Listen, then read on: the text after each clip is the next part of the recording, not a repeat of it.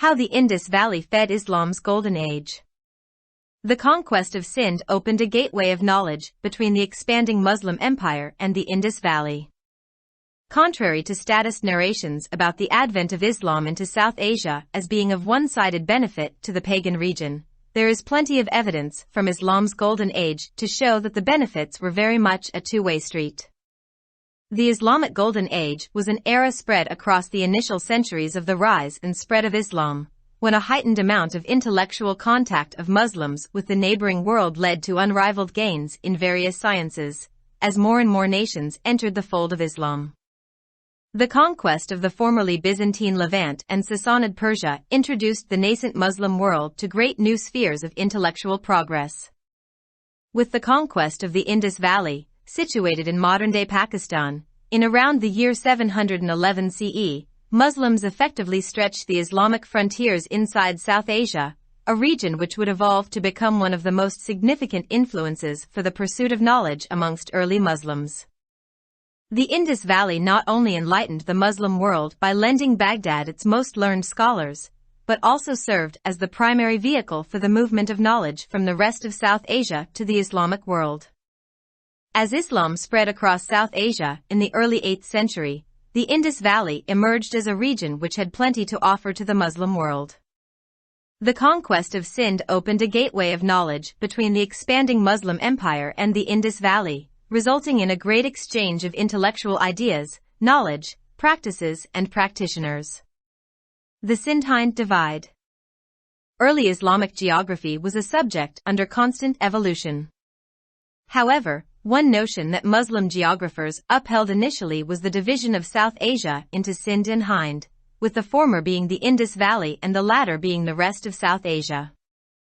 The geographer Ibn Khordadbeh's 820–912 CE, 9th century description of Sindh, the Indus Valley, covered portions of the Indus Basin and much of modern Pakistan, as his Sindh comprised of the regions of Makran, Turan, Al-Kikan, Multan and Sindh proper, essentially covering much of today's Balochistan, Sindh and portions of Punjab. Apart from Sindh's status both as a geographic entity and a strong kingdom before its conquest, the probable reason that the Muslims adopted such nomenclature to differentiate between Sindh and Hind would be to distinguish between the areas with a Muslim stronghold and those that lay beyond the frontiers of the Islamic world. This religious and geographic distinction is apparent in the early Muslim geographic book Kitab al-Masalik wa Mamalik, the Book of Roads and Countries, where the author, through differentiating between the portions under Muslim rule with that of the non-Muslim portion, refers to South Asia by employing the term Sindh wal Hind, Sindh and Hind. This geographic division along religious lines appears to have become a strongly ingrained concept in the Islamic world since we later see the 11th century Ghaznavid chroniclers Utbay and Gardizi repeatedly refer to the Indus River as Seyhun, which was the name of the Jaxartes River in Central Asia. The reason behind this, according to the esteemed scholar Clifford Bosworth, was because both rivers marked the frontier zone between the land of Islam and paganism. The method employed for discovering the origin of individuals in the Islamic world is through nisbahs, which are attached adjectives used as surnames to depict the original homeland of a person. For the people of the Indus Valley, this mainly pertained to Sindhi, Mansuri, Debali, Kasdari, Makrani etc. However, because of the vague early Islamic geography, the term Sindhi was also at times applied to people within modern Afghanistan, just as the term Hindi was applied to the people of Sindh in modern-day Pakistan. Conquest of Sindh. The initial Islamic advances into Sindh's neighborhood coincided with the transition of Sindh from the Buddhist Rai dynasty to the Hindu Chach dynasty. The Battle of Razal, fought by the forces of the Caliph Umair, 584–644 CE, in Sindh, marked the beginning of this Islamic advance. However, the conquest of Sindh began nearly a century later, in the era of the Umayyad Caliphate, in 711 CE. The conquest and fighting began at the port city of Dibul and slowly expanded north. A final success at the Battle of Alor against Raja Dahir, 633–712 CE, of Sindh proved to be pivotal for the Muslim forces and led to them capturing hefty amounts of booty and slaves. The conquest of Sindh was complex in nature, since the Muslim forces were so far from home and in a completely alien land. They relied heavily on using strong, brute force and enslavement, were deemed necessary, but also on the extension of peace treaties and the assimilation of local elements in civil and military administration for easy governance. Though the policy for non-Muslims varied from place to place and on the extent of cooperation, for ease of administration, the Muslims adopted several surprising policies, such as the extension of the dhimmi, protected person, status to Hindus and Buddhists, and equating them to the people of the covenant. The jizya, tax, was imposed upon non-Muslims, yet the Brahmins were exempted from it, and they were also favored in retaining certain governmental posts. The famous Sun Temple of Multan was protected from destruction, but a mosque was created proximate to it. The mercantile Sindhi Buddhists largely cooperated with the Muslims both during and after the conquest, due to ideological reasons and mercantile interests, whereas the agrarian Hindus were unaffected by Islamic policies. The most strongly impacted was the Hindu ruling class, which was deposed. The beginning of Islamic theological studies in Sindh started swiftly after the conquest of its portions in 711 CE and the establishment of the city of Mansoura upon the banks of the Indus River soon after. Sindh soon became a fountain for theological studies, especially the Ahadith, traditions of the Prophet, Pbuh. Theology and literature. The beginning of Islamic theological studies in Sindh started swiftly after the conquest of its portions in 711 CE and the establishment of the city of Mansoura upon the banks of the Indus River soon after. Sindh soon became a fountain for theological studies, especially the Ahadith, traditions of the Prophet, Pbuh. This new age of the study of the science of traditions was brought forth by three groups: locals who resided and studied in Sindh, locals who had traveled elsewhere in the Islamic world to attain knowledge, and war prisoners from Sindh who had been settled elsewhere in the Islamic world. One of the earliest figures from the Indus Valley to earn fame in the Islamic world was the historian Abu Mashar al-Sindi, d. 786 CE. Believed to be a slave from Sindh, he traveled to Medina, where he bought his freedom and was patronized by the then caliph. The famous 9th-century biographer Ibn Nadim regularly quotes him for chronology in his famous book Kitab al-Firist, the book catalogue, and also credits him to have written Kitab al-Maghazi, Book of Conquests, which was an exceptional book on the life of the Prophet and his military campaigns. Abu Mashar's works won him the title of Imam al-Fan, leader of the arts, and his status amongst the intellectuals of the Golden Age can be estimated through the fact that, upon his death, his funeral prayers were led by none other than the famous Caliph Harun al-Rashid himself. The only one to surpass Abu Mashar in his theological knowledge was his own son Muhammad bin Abu Mashar al-Sindi, 765 to 861 CE. Muhammad's tutoring by his father in Baghdad soon made him a scholar and theologian in his own right, whose acclaim can be measured through his students, many of whom traveled to study under him from all over the Muslim world. Of the many students who went on to become famous traditionists, historiographers and theologians, some of the most famous are reputed Islamic figures such as Abu Isa al-Tirmidhi, al-Tabari, Abu Hatim al-Razi and Ibn Abi al-Dunya. The theologian Rija or Raja al-Sindi, d. 837 CE, traveled to the city of Isfahan in Persia and acquired high prestige in the study of Ahadith, where his works and studies yielded him the title of Rukn min Arkan al-Hadith, one of the pillars of the Hadith. Rija's grandson Muhammad, 821 to 899 CE, was also an outstanding theologian and a much celebrated author of a Mustakharaj, a sub-narration, on the renowned Hadith book Sahih Muslim. Abu Ali al-Sindi was one of the first figures from the Indus Valley to be recorded as a tutor of the famous Sufi Bayazid Bastami, d. 848 CE, whose status amongst the Sufis has led to him being remembered as Sultan al-Arifin, king of Gnostics. Bayazid was known for his concept of fana, self-annihilation, and it's believed that Abu Ali al-Sindi tutored al-Bastami in this concept. Though this is strongly debated amongst historians, it is believed that al-Sindi was a Buddhist convert who had studied the concept of nirvana and thus imparted his knowledge to al-Bastami. Perhaps the most famous of the theologians with hypothesized possible links to the Indus Valley is Imam Huzaifa, 707 to 774 CE.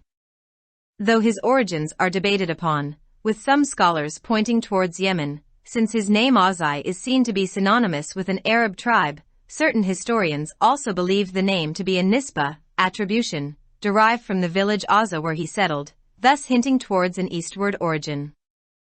The famous 10th century historian Zura al-Damashqi also stated that Huzaifa was a descendant of people from Sindh and that his name signified the village and not the tribe. Regardless of whether he was connected to the Indus Valley or not, Imam Huzaifa was a figure of legendary fame in the Islamic world, who had received theological knowledge before his teen years and was deciding upon legal issues at the age of 13. As one of the most acclaimed jurists and scholars of his time and a pioneer in the collection and compilation of traditions, he not only decided upon more than 7,000 legal points, but also wrote 2 books on Islamic jurisprudence. By the end of his acclaimed life, he had his own school of thought, which enjoyed a strong position in Andalusia before eventually being superseded by other schools. According to historical records, there were more than 70 other figures from the Islamic Golden Age with nisbas linking them to the Indus Valley who were pioneers in theology and literature. Warfare. The history of military interactions between groups from modern-day Pakistan and the Islamic world predates the actual inclusion of the Indus Valley into the Islamic caliphates, due to the pre-existing connections between the region and the Sasanian Empire. The Persian custom of recruiting foot soldiers, archers and cavalry from the Indus Valley goes back to the Achaemenid era, since we learn through Herodotus, 484 to 485 BCE, of warriors of the satrapies in the Indus basin present at the battles of Thermopylae and Marathon. A similar pattern of recruitment was followed by the Sasanians, with emperors such as Bahram V recruiting and settling large numbers from the nomadic Jat community of the Indus Valley across his empire. The soldiers amongst them were concentrated in southwestern Persia and were employed both as soldiers in the Sassanid armies and also served to protect the roads, means of trade and transportation in Persia. These groups were amongst the earliest to engage with the Muslim armies on behalf of the Sasanians, and they not only formed auxiliary units in the Sassanid armies for further support, but were also charged with defending core Sassanid cities like Awaz. Following the crushing defeats given to the Sassanid Empire at the hands of the Rashidun Caliphate, these Jats, known as Zut in Arabic, were amongst the earliest in Persia to accept Islam and thus join with the Muslim armies in their further conquests.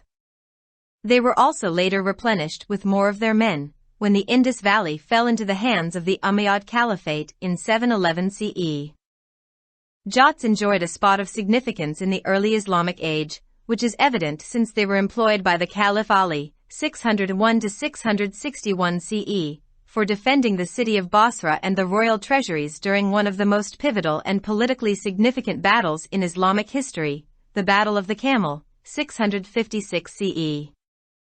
These Jats, according to Spanish author Juan Signes Codonner, would be mentioned by Byzantine historians as possibly the Indians who were part of the forces in the armies of Thomas the Slav during his revolt, 821 to 823 CE, against the Byzantine Empire, possibly as a contingent of fine warriors sent by the Abbasid Caliph to Thomas as aid.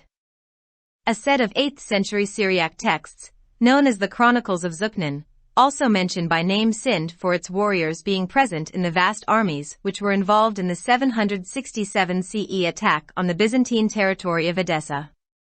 The existence of these soldiers as Mamluks, slave soldiers, is vastly significant, since it occurred about 2 centuries before the proper concept of Mamluk soldiers in the Indus Valley was introduced by the Ghaznavids.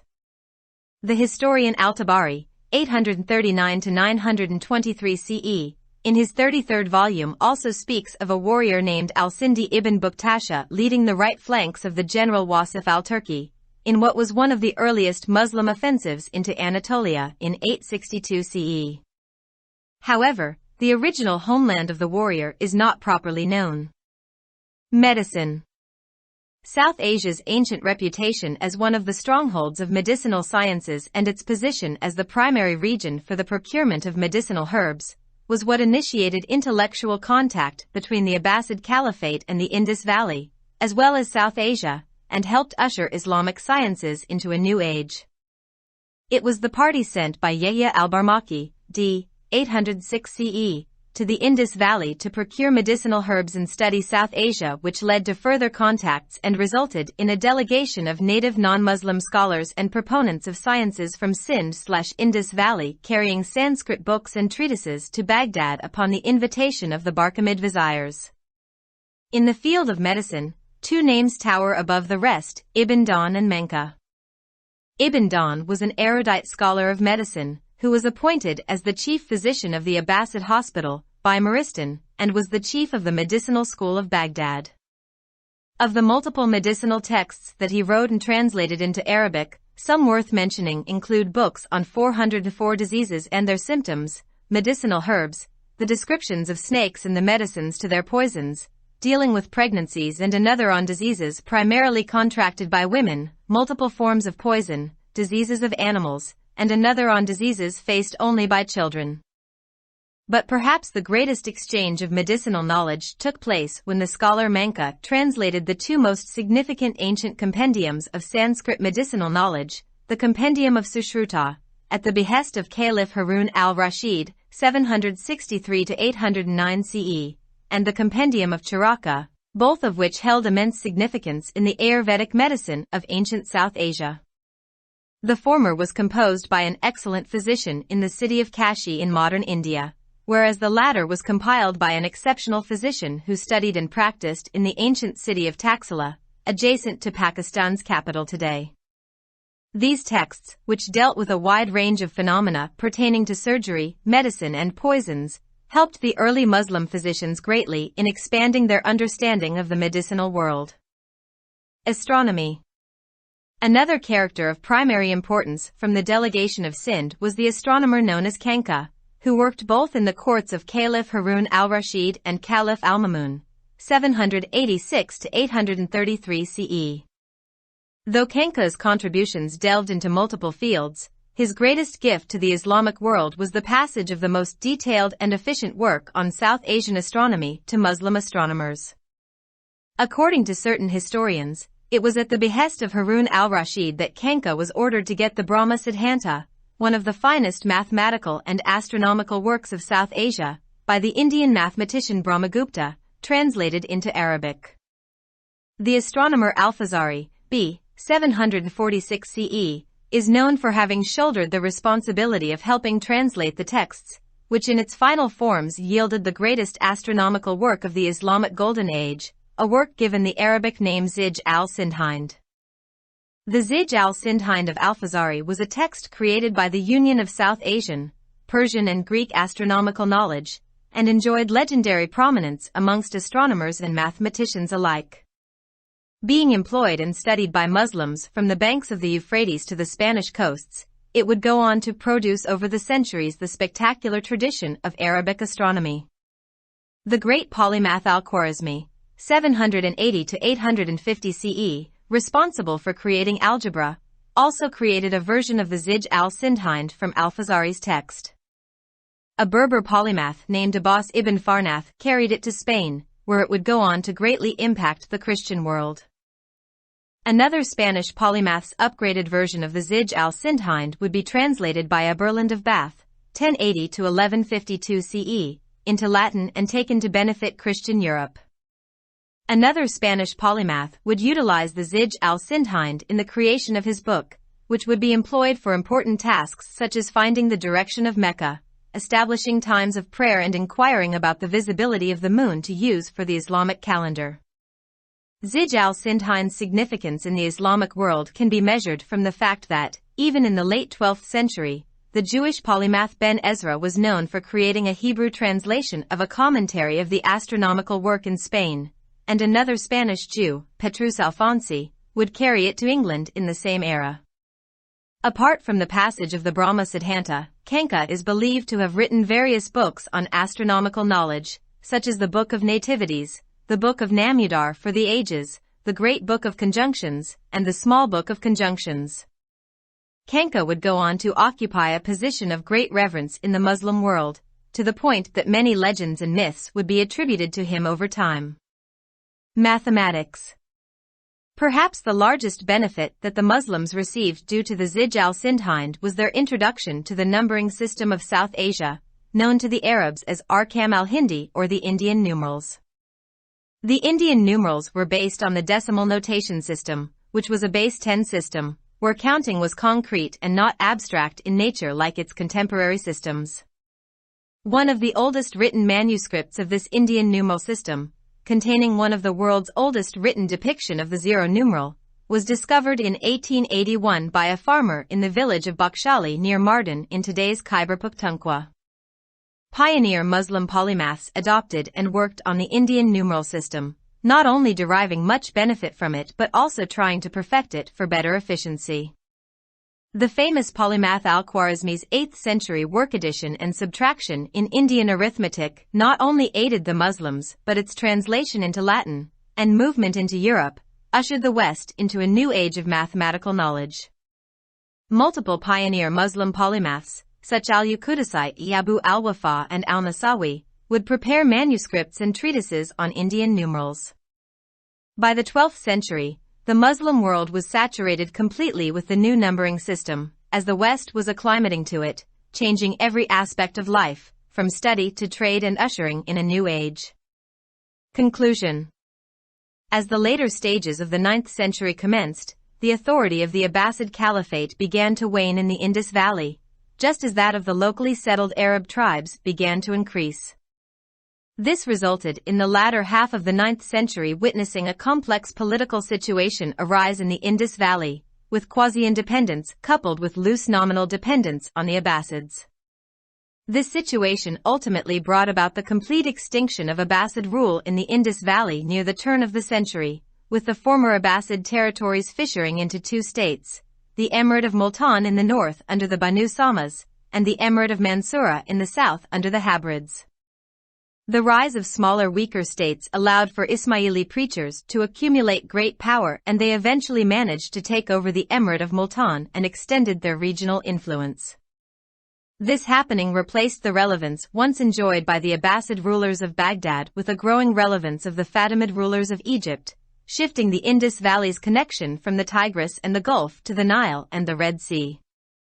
Such volatile political situations did not allow for a large volume of theological and intellectual contact to persist between the Indus Valley and its immediate western neighbors, which naturally declined with time. The later rise of Turco-Mongol warlords from Central Asia during and after the 11th century once again connected the Indus Valley westwards and brought with it a new era of scholarly interaction, initiating a new tradition of intellectual and theological contact between South Asia and the Muslim world, one which remained active for more than half of the previous millennium. The writer's areas of interest are Pakistan history and folklore. He is based in. Published in Dawn, EOS, January 15, 2023.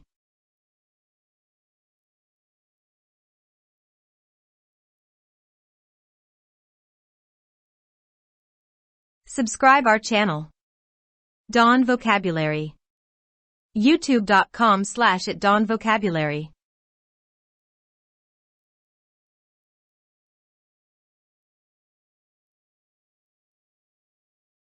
किस तरह वादी सिंध ने इस्लाम के सुनहरी दौर को खिलाया?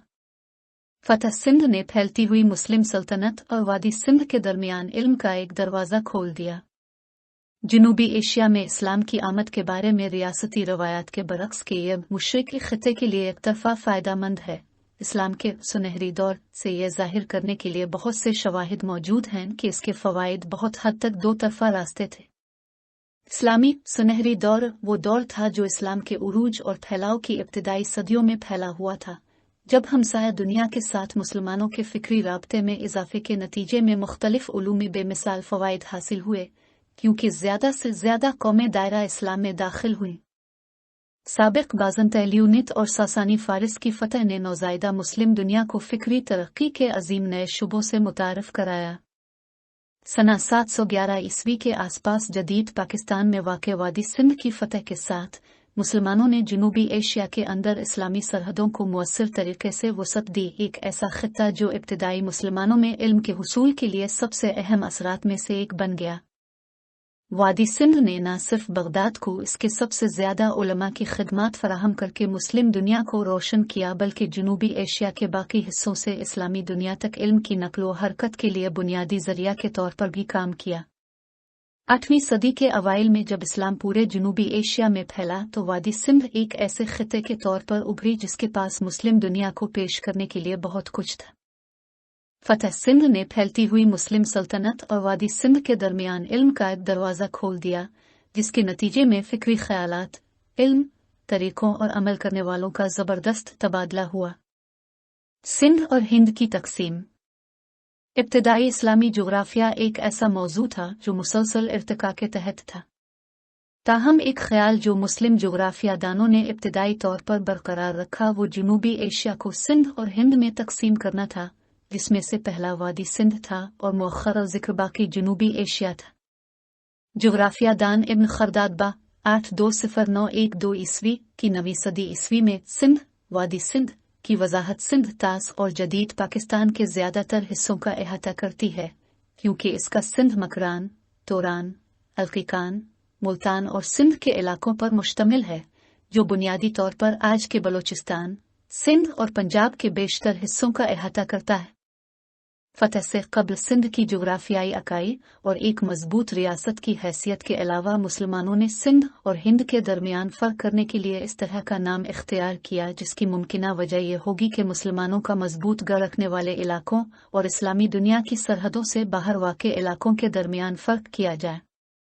ये मजहबी और जोग्राफियाई फ़र्क इब्तिदाई मुस्लिम जोग्राफियाई किताब अल मसालिक व ममलुक सड़कों और ममालिक की किताब में वाज़े है, जहाँ मुसन्निफ़ ने मुस्लिम हुक्मरानी के तहत हिस्सों और गैर मुस्लिम हिस्से के दरमियान फ़र्क करते हुए जनूबी एशिया को सिंध वाल हिंद, सिंध और हिंद की इस्तिलाह इस्तेमाल करते हुए हवाला दिया है। मजहबी खतूत पर यह जोग्राफियाई तक़सीम इस्लामी दुनिया में एक मजबूत तसव्वुर बन चुकी है, क्योंकि हम बाद में देखते हैं कि 11वीं सदी के गज़नवी तारीख़दान अतबी और गर्देज़ी बार बार दरियाए सिंध को सहवन कहते हैं, जो वस्ती एशिया में दरियाए जीकसारिट्स का नाम था। मरूफ स्कॉलर कलफोर्ड बोसवर्थ के मुताबिक उसकी वजह यह थी कि दोनों दरिया इस्लाम और बुत परस्ती की सरजमीन के दरमियान सरहदी इलाके की निशानदेही करते थे। इस्लामी दुनिया में अफराद की असल को दरियाफ्त करने के लिए इस्तेमाल किया जाने वाला तरीका नस्बा के ज़रिया इस्तेमाल किया जाता है, जो किसी शख्स के असल वतन की अक्कासी करने के लिए लक़ब के तौर पर इस्तेमाल होने वाले खुसूसियत है।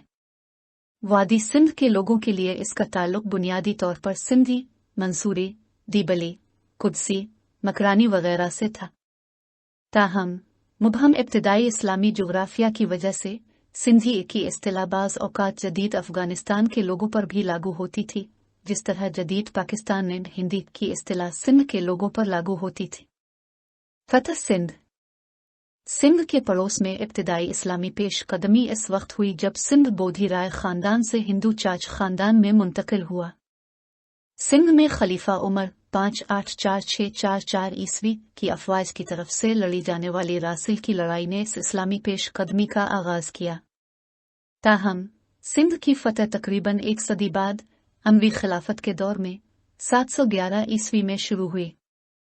फतह और लड़ाई का आगाज़ बंदरगाही शहर दीबल से हुआ और आहिस्ता आहिस्ता शुमाल की तरफ फैल गया। सिंध के राजा दाहर 633712 ईस्वी के खिलाफ अलूर की जंग में एक हतमी कामयाबी मुस्लिम अफवाज के लिए अहम साबित हुई और उसके नतीजे में उन्होंने भारी मिकदार में लूटमार और गुलामों पर कब्जा कर लिया। सिंध की फतह पेचीदा नौयत की थी, क्योंकि मुस्लिम अफवाज घर से बहुत दूर और एक बिल्कुल अजनबी सरजमीन में थी। उन्होंने ज़रूरत पड़ने पर मजबूत, वहशियाना ताकत और गुलामी के इस्तेमाल पर बहुत ज़्यादा इन्हिसार किया, बल्कि अमन मुआहदों की तौसी और आसान हुक्मरानी के लिए सिविल और फौजी इंतज़ामिया में मकामी अनासिर को ज़म करने पर भी इन्हिसार किया। अगरचे गैर मुस्लिमों के लिए पॉलिसी जगह जगह और ताउन की हद पर मुख्तलिफ थी, लेकिन इंतज़ामिया में आसानी के लिए मुसलमानों ने कई हैरत अंगेज़ पॉलिसियाँ इख्तियार की, जैसे हिंदुओं और बूढ़ों को ज़िम्मी महफूज शख्स का दर्जा बढ़ाना और उन्हें अहद के लोगों से तशबीह देना। गैर मुस्लिमों पर जिज़िया टैक्स आयद किया गया था, फिर भी ब्राह्मणों को इससे मुस्तसन रखा गया था और उन्हें कुछ सरकारी ओहदों को बरकरार रखने में भी तरजीह दी गई थी। मुल्तान का मशहूर सूरज मंदिर तबाही से महफूज रहा, लेकिन इसके करीब ही एक मस्जिद बनाई गई। ताजिर सिंधी बूढ़ों ने फतह के दौरान और बाद में नजरियाती वजूहात और तिजारती मुफादात की वजह से मुसलमानों के साथ बड़े पैमाने पर ताउन किया, जबकि ज़री हिंदू इस्लामी पॉलिसियों से मुतासिर नहीं हुए। सबसे ज्यादा असर हिंदू हुक्मरान तबका पर पड़ा, जिसे माजूल कर दिया गया। सिंध में इस्लामी मजहबी उलूम का आगाज 711 ईस्वी में इसके हिस्सों की फतह और उसके फौरन बाद दरियाए सिंध के किनारे मंसूरा शहर के क़याम के बाद तेजी से हुआ। सिंध जल्द ही दीनी उलूम, खास तौर पर अहादीस, रसूलुल्लाह सल्लल्लाहु अलैहि वसल्लम की रवायत के लिए एक चश्मा बन गया। अलहियात और अदब। सिंध में इस्लामी मजहबी उलूम का आगाज 711 ईस्वी में इसके हिस्सों की फतह और उसके फौरन बाद दरियाए सिंध के किनारे मंसूरा शहर के क़याम के बाद तेजी से हुआ। सिंध जल्द ही दीनी उलूम, खास तौर पर अहादीस, रसूलुल्लाह सल्लल्लाहु अलैहि वसल्लम की रवायत के लिए एक चश्मा बन गया। उलूम रवायत के मुताले के इस नए दौर को 3 गिरोहों ने पेश किया। मकामी लोग जो सिंध में रहते और तालीम हासिल करते थे, मकामी अफराद जिन्होंने इल्म हासिल करने के लिए इस्लामी दुनिया में कहीं और सफ़र किया था, और सिंध से जंगी कैदी जो इस्लामी दुनिया में कहीं और आबाद थे। वादी सिंध से इस्लामी दुनिया में शोहरत हासिल करने वाली इब्तिदाई शख्सियात में से एक मुअर्रिख अबू मिशर अल-सिंधी मुतवफ़ी 786 ईस्वी थे। सिंध से ताल्लुक़ रखने वाले ग़ुलाम समझे जाते थे। उन्होंने मदीना का सफ़र किया, जहां उन्होंने अपनी आज़ादी खरीदी और इस वक्त के खलीफा की सरपरस्ती में उनकी सरपरस्ती की गई। 9वीं सदी ईस्वी के मशहूर सवाने निगार इब्न नदीम ने बाकायदगी से अपनी मशहूर किताब अल-तहरीर में उनका हवाला दिया है और उन्हें किताब अल-मगाज़ी फुतूहात की किताब लिखने का सहरा भी दिया है, जो पैगंबर अकरम सल्लल्लाहु अलैहि वसल्लम की जिंदगी और उनकी फौजी मुहिम्मात पर एक गैर मामूली किताब थी। अबू मिशर की तसानीफ ने उन्हें इमाम फ़ुनून का लक़ब दिया और सुनहरी दौर के दानिश्वरों में उनके मकाम का अंदाज़ा इस बात से लगाया जा सकता है कि उनकी वफ़ात के बाद उनकी नमाज जनाजा किसी और ने नहीं बल्कि खुद मशहूर खलीफा हारून अल रशीद ने पढ़ाई थी। अपने दीनी इल्म में अबू मिशर से आगे बढ़ने वाला वाहिद शख्स उनका अपना बेटा मोहम्मद बिन अबू मिशर अल सिंधी 765-861 ईस्वी था। बगदाद में उनके वालिद की तरफ से मोहम्मद की तालीम ने जल्द ही उन्हें अपने आप में एक आलम और आलम दीन बना दिया, जिसकी तारीफ का अंदाज़ा उनके शागिर्दों के जरिया लगाया जा सकता है, जिनमें से बहुत से ने पूरी मुस्लिम दुनिया से उनके मातहत तालीम हासिल करने का सफ़र किया था।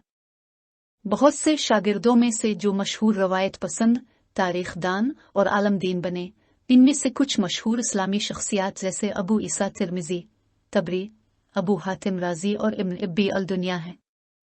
राजा अल सिंधी मुतवफ़ी 837 ईस्वी ने फ़ारिस के शहर अस्फ़हान का सफ़र किया और अहादीस के मुताला में आला शोहरत हासिल की, जहां उनके कामों और मुताला ने उन्हें रुकन मन अरकान अल हदीस के सतूनों में से एक का लक़ब दिया। रज़ा के पोते मोहम्मद 821-899 ईस्वी भी एक मुमताज़ आलम दीन थे और मशहूर हदीस की किताब सही मुस्लिम पर एक ज़ैली रवायत मुस्तखरज के मशहूर मुसन्निफ थे। अबू अली अल सिंधी वादी सिंध की उन पहली शख्सियात में से एक थे जिन्हें मशहूर सूफ़ी बायज़ीद बस्तमी मुतवफ़ी 848 ईस्वी के उस्ताद के तौर पर दर्ज किया गया था, जिनकी हैसियत की वजह से उन्हें सुल्तान अल-आरिफ़ीन के नाम से याद किया जाता है। बायज़ीद अपने तसव्वुर फ़ना की वजह से मशहूर थे और ये ख्याल किया जाता है कि अबू अली सिंधी ने अल-बस्तमी को इस तसव्वुर की तालीम दी थी। अगरचे मौरख़ीन के दरमियान इस पर सख्त बहस की जाती है, लेकिन यह ख्याल किया जाता है कि अल सिंधी एक बुद्ध मत कबूल करने वाला था जिसने निर्वाण के तसव्वुर का मुताला किया था और इस तरह अल-बस्तमी को अपना इल्म फराहम किया था। शायद वादी सिंध से मुमकिना ताल्लुक़ रखने वाले उलमा में सबसे मशहूर इमाम ओज़ई 707-774 ईस्वी हैं। अगरचे उनकी असल पर बहस की जाती है और बाज़ उलमा का इशारा यमन की तरफ है, क्योंकि उनका नाम वज़ई एक अरब कबीले का मुतरादिफ समझा जाता है। बाज़ मौरख़ीन का यह भी मानना है कि यह नाम ओज़ा गाँव से अख़ज़ किया गया है, जहाँ वो आबाद थे, और इस तरह मशरिक़ की तरफ इशारा करते हैं। 10वीं सदी के मशहूर मौरख़ ज़ूरा अल-दमशकी ने भी कहा है कि ओज़ई सिंध के लोगों की नस्ल से था और उसका नाम गांव की निशानदेही करता है, न कि कबीले की। इससे कत नज़र कि उनका ताल्लुक वादी सिंध से था या नहीं। इमाम ओज़ई आलम इस्लाम में एक अफसानवी शोहरत की हामिल शख्सियत थे, जिन्होंने अपनी नौजवानी से पहले ही दीनी इल्म हासिल कर लिया था और 13 साल की उम्र में कानूनी उमूर पर फैसला कर रहे थे। अपने ज़माने के मरूफ फ़ुक़हा और उलमा में से एक और रवायात के मजमूए और तालीफ में पेश होने की हैसियत से उन्होंने न सिर्फ 7,000 से ज़ायद कानूनी निकात का फैसला किया बल्कि फ़िक़्ह इस्लामी पर 2 किताबें भी लिखीं। अपनी मशहूर ज़िंदगी के इख्तिताम तक उनका अपना मकतब फ़िक्र था, जिसने इंडस में एक मजबूत मकाम हासिल किया और आखिरकार दूसरे मकातिब फ़िक्र की जगह ले ली। तारीख़ी दस्तावेज़ात के मुताबिक इस्लामी सुनहरी दौर से ताल्लुक़ रखने वाली 70 से ज़ायद दीगर शख्सियात भी मौजूद थीं, जिन्हें वादी सिंध से जोड़ा जाता था, जो इल्म अल कलाम और अदब में पेश थे।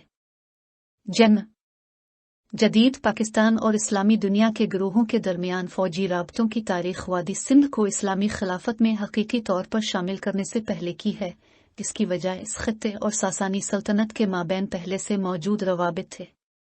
वादी सिंध से पैदल सिपाहियों, तीरंदाजों और घड़ सवारों को भर्ती करने का फ़ारसी रिवाज आखा मुंशी दौर से शुरू होता है, क्योंकि हम थर्मोपीले और मैराथन की लड़ाइयों में मौजूद सिंध तास में सतारपियों के जंगजुओं के हीरोडोट्स 484-485 क़ब्ल मसीह से सीखते हैं। इसी तरह की भर्तियों का तरीका सासानियों ने अपनाया। बहराम पंजुम जैसे शहंशाहों ने अपनी सल्तनत में वादी सिंध की खाना बदोश जट बरादरी से बड़ी तादाद में भर्तियां और आबादकारी की। इनमें से सिपाही जनूब मगरबी फारिस में मरकूज थे और सासानी फौजों में सिपाहियों के तौर पर मुलाजिम थे, और फारिस में सड़कों, तिजारत और नकलो हमल के ज़राए की हिफाजत के लिए भी खिदमात अंजाम देते थे।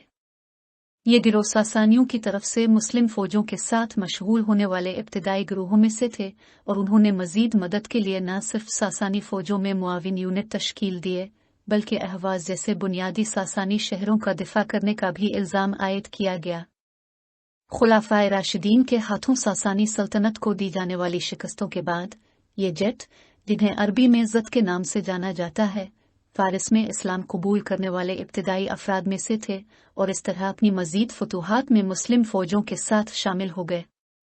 711 ईस्वी में जब वादी सिंध अमवी खिलाफत के कब्जे में चली गई, तो बाद में उनके मजीद अफराद भी उनकी भरपाई हो गई।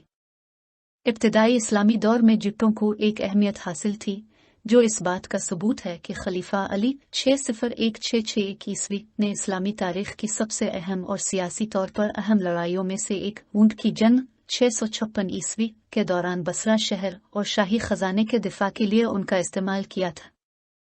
हस्पानवी मुसन्निफ जवान सगनस कोडोनर के मुताबिक इन जिट्टों का जिक्र बाज़ंतैन मौरखीन मुमकिना तौर पर हिंदुस्तानियों के तौर पर करेंगे, जो बाज़ंतैन सल्तनत के खिलाफ बगावत 821-823 ईस्वी के दौरान थॉमस सिलो की फौजों में शामिल अफवाज का हिस्सा थे। मुमकिना तौर पर अब्बासी खलीफा की तरफ से थॉमस को मदद के तौर पर भेजे गए अच्छे जंगजुओं के दस्ते के तौर पर। 8वीं सदी ईस्वी की सरयानी तहरीरों का एक मजमुआ, जिसे तारीख ज़कीने के नाम से जाना जाता है, में सिंध के नाम से भी जिक्र किया गया है कि इसके जंगजू इन वसी फौजों में मौजूद थे, जो 767 ईस्वी में बाज़ंतैन इलाके एडिसा पर हमले में मुलव्वस थे। ममलुकों, गुलाम सिपाहियों के तौर पर उन फौजियों की मौजूदगी बहुत अहम है, क्योंकि ये गज़नोइयों की तरफ से वादी सिंध में ममलुक फौजियों का मुनासिब तसव्वुर मुतारफ करवाने से तकरीबन 2 सदियां पहले हुआ था। मौरख तबरी 83992 ईस्वी ने अपनी 33 और जिल्द में सिंधी इब्न बख्तशाह नामी जंगजू के बारे में भी बात की है, जो जनरल वासिफ अल तुर्की के दाएं जानिब की क़यादत कर रहा था, जो 862 ईस्वी में अनातोलिया में मुसलमानों के इब्तिदाई हमलों में से एक था। ताहम जंगजू के असल वतन को मुनासिब तरीके से मालूम नहीं है। तिब्बी उलूम के मजबूत गढ़ के तौर पर जनूबी एशिया की कदीम साख और अद्वियाती जड़ी बूटियों की खरीदारी के लिए बुनियादी खिते के तौर पर उसकी हैसियत ने अब्बासी खिलाफत और वादी सिंध के साथ साथ जनूबी एशिया के दरमियान फिक्री राब्ते का आगाज किया और इस्लामी उलूम को एक नए दौर में दाखिल करने में मदद की। यहिया अल-बरमुकी मुतवफ़ी 806 ईस्वी की तरफ से वादी सिंध में अद्वियाती जड़ी बूटियों की खरीदारी और जनूबी एशिया अशारिया का मुताला करने के लिए भेजी गई पार्टी थी, जिसके नतीजे में मजीद राब्ते हुए और उसके नतीजे में सिंध/वादी सिंध से मकामी गैर मुस्लिम उलमा और उलूम के हामियों का एक वफ्द बरकती वजीरों की दावत पर संस्कृत की किताबें लेकर बगदाद पहुंचा। तिब के मैदान में 2 नाम बाकी ओहे से बालातर हैं, इब्न जहान और मनका। इब्न देहान तिब के एक माहिर आलम थे जिन्हें अब्बासी हस्पताल बमुरस्तान का चीफ फिजिशियन मुकर्रर किया गया था और वो बगदाद के तिब्बी मकतब फिक्र के सरबराह थे। उन्होंने अरबी ज़बान में जो मुताद्दिद अद्वियाती किताबें लिखीं और तर्जमा की, इनमें से कुछ काबिल जिक्र हैं जिनमें 404 बीमारियों और उनकी अलामात, अद्वियाती जड़ी बूटियों, सांपों की वजाहत और उनके जहरों की दवाएं, हमले से निमटना और दूसरी बुनियादी तौर पर ख्वातीन को लाहिक होने वाली बीमारियों, जहर की मुताद्दिद अक़साम, जानवरों की बीमारियों और सिर्फ बच्चों को दरपेश बीमारियों पर किताबें शामिल हैं।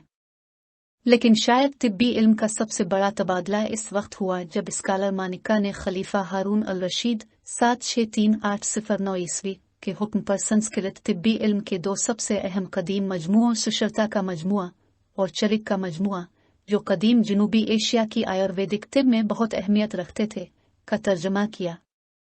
पहली किताब जदीद हिंदुस्तान के शहर काशी के एक बेहतरीन तबीब ने मुरत्तब की थी, जबकि मुअख्खर ज़िक्र को एक गैर मामूली तबीब ने मुरत्तब किया था जिसने आज पाकिस्तान के दारुल हुकूमत से मुत्तसिल कदीम शहर टेक्सला में तालीम हासिल की और प्रैक्टिस की।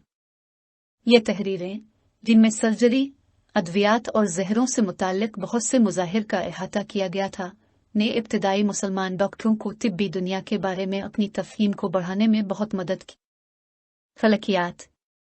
सिंध के वफ़द की तरफ से एक और बुनियादी अहमियत का हामिल माहिर फलकियात कुनका था, जिसने खलीफा हारून अल रशीद और खलीफा अल मामून 786-833 ईस्वी दोनों के दरबारों में काम किया। अगरचे कुनका की खिदमात मुताद्दिद शुबों में फैली हुई हैं, लेकिन इस्लामी दुनिया के लिए उनका सबसे बड़ा तोहफा मुस्लिम फलकियात दानों को जनूबी एशियाई फलकियात पर सबसे ज्यादा तफसीली और मुअस्सर काम की मंजूरी थी। बाज़ मौरखीन के मुताबिक हारून अल रशीद के कहने पर कुनके को हुक्म दिया गया कि वो जनूबी एशिया के बेहतरीन रियाजियाती और फलकियाती कामों में से एक ब्रह्मा सुदहंद का अरबी में तर्जमा करवाए। माहिर फलकियात अलिफ़ज़ारी पैदाइश 746 ईस्वी को मतन के तर्जमा में मदद करने की जिम्मेदारी के लिए जाना जाता है, जिसने अपनी आखिरी शक्लों में इस्लामी सुनहरी दौर का सबसे बड़ा फलकियाती काम हासिल किया, एक काम जिसे अरबी नाम सिंध-हिंद दिया गया। अल जज़ीरा का सिंध हिंद जनूबी एशियाई, फारसी और यूनानी फलकियाती इल्म के इम्तिजाज से तख्लीक करदा एक मतन था और इसे माहिरीन फलकियात और रियाजी दानों में यकसा तौर पर शोहरत हासिल थी। दरियाए फरात के किनारे से लेकर हस्पानवी साहिलों तक मुसलमानों की तरफ से मुलाजमत और मुताला करने की वजह से यह सदियों तक अरबी फलकियात की शानदार रवायत पैदा करेगा। अलजबरा तख्लीक करने के जिम्मेदार अजीम कसीर अल ख्वारज़मी 780-850 ईस्वी ने भी अलिफ़ज़ारी के मतन से सिंध-हिंद का एक वर्जन तैयार किया। अब्बास इब्न फरनाथ नामी एक बर्बर पोलीमैथ इसे स्पेन ले गया, जहां ये ईसाई दुनिया को बहुत मुतासिर करेगा।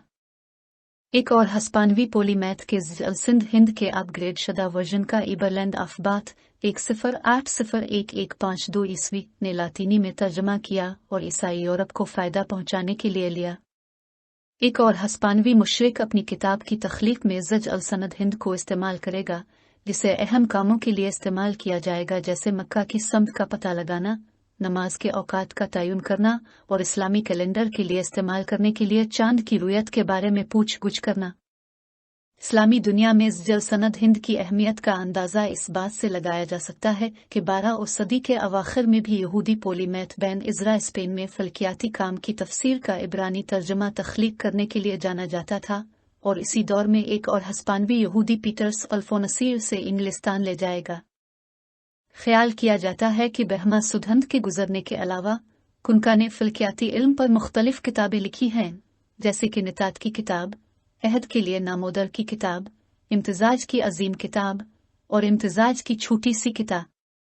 कुनका मुस्लिम दुनिया में इस हद तक इज्जत और एहतराम का मकाम हासिल कर लेते थे कि वक्त गुजरने के साथ साथ बहुत से अफसाने उनसे मंसूब किए जाते थे। रियाजी। गालिबन सिंध-हिंद की वजह से मुसलमानों को जो सबसे बड़ा फ़ायदा हुआ वो जनूबी एशिया के अददी निज़ाम से उनका तारुफ था, जिसे अरब रकमुल हिंदी या हिंदुस्तानी हिंसों के नाम से जानते थे। हिंदुस्तानी अदाद अशारिया नोटेशन सिस्टम पर मबनी थे, जो 20-3 सिस्टम था, जहां गिनती ठोस थी और उसके मुआसिर निज़ामों की तरह तजरीदी नौयत की नहीं थी। इस हिंदुस्तानी अददी निज़ाम के कदीम तरीन तहरीरी नुस्खों में से एक, जिसमें 0 नंबर की दुनिया की कदीम तरीन तहरीरी अक्कासी में से एक है, 1881 में आज के खैबर पख्तूनख्वा में मर्दान के करीब बख्शली गांव में एक किसान ने दरियाफ्त किया था। सरकर्दा मुस्लिम पोली मतसन ने हिंदुस्तानी अददी निज़ाम को अपनाया और उस पर काम किया, न सिर्फ इससे बहुत फ़ायदा उठाया बल्कि उसे बेहतर कारकर्दगी के लिए कामिल बनाने की कोशिश भी की।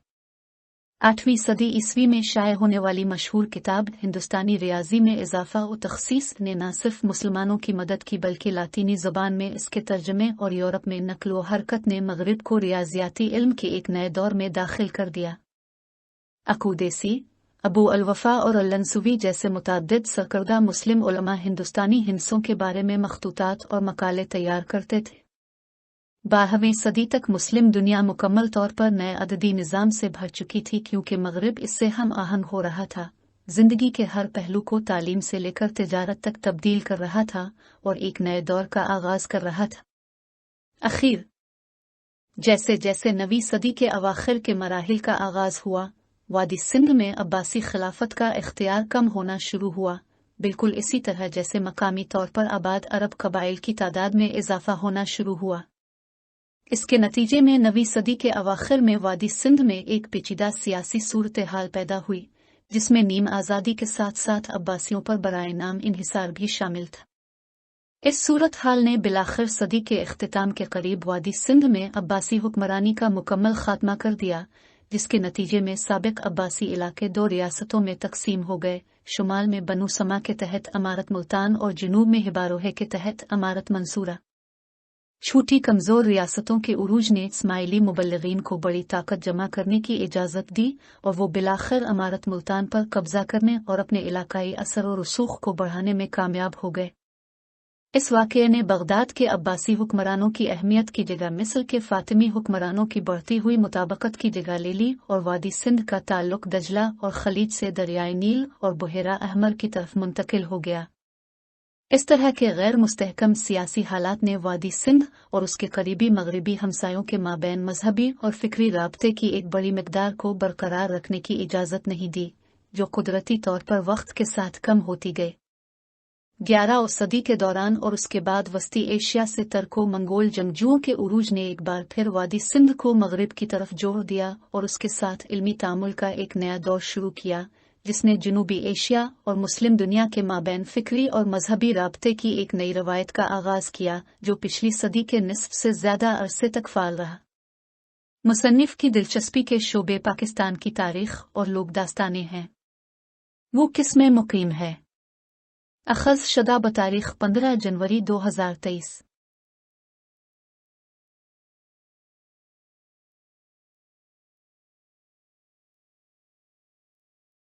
For more videos, subscribe our channel. Dawn Vocabulary. YouTube.com/@dawnvocabulary. Like, subscribe, share and comments.